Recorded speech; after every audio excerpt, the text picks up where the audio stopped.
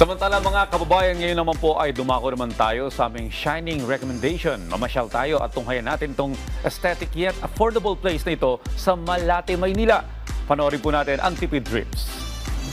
Sa gitna ng may ingay na kalsada, matataas na gusali, at walang katapusang traffic.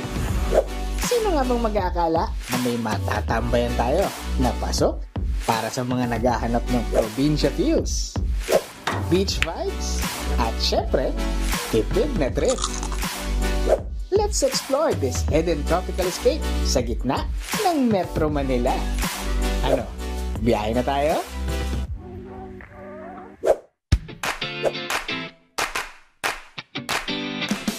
Nandito po tayo ngayon sa Mrs. Cafe and Restaurant. Isa pong Quezon Province-inspired alfresco dining restaurant. Isa po kami sa pinakaunang province-inspired restaurant dito po sa Metro. Kumbaga, hindi na po nila kailangang magbiyahe ng malayo para po ma-experience kung ano po yung mga ino-offer sa probinsya katulad po ng Quezon Province.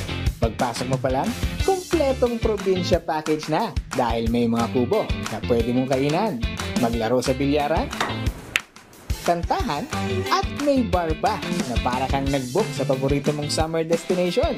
Pero, ang main attraction, Nag-o-offer po kami ng mga lutong misis o mga classic Filipino favorites po sa abot kayang halaga. Lahat po ito ay luto ng isang misis.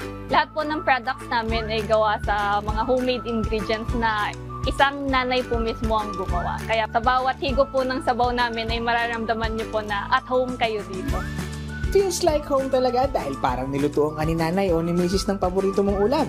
Ilan lang dito ang sinigang, tapsilog, kaldereta, lechon kawali, fruit salad, at ang trending bulalo at pares ni misis na 99 pesos lang.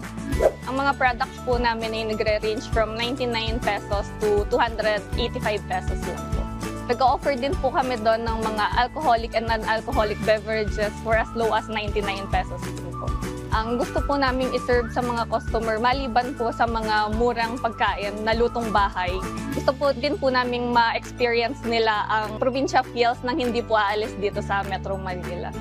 Open daily from 11 a.m. to 6 a.m. kaya pasok na pasok sa schedule ng cravings mo. Kakaiba, masarap, presko, at abot kaya pa.